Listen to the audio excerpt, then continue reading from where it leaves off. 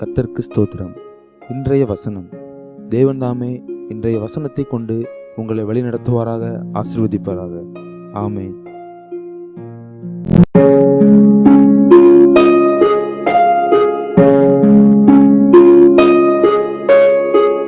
சிறுமைப்பட்டவனுக்கு கர்த்தர் அடைக்கலமானவர், நெருக்கப்படுகிற காலங்களில் அவரே தஞ்சமானவர். சங்கீதம் 9 அதிகாரம் 9 வசனம்.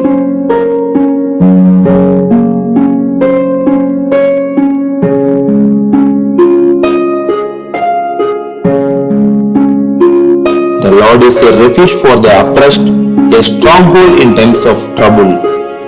Psalms 9th chapter 9th verse.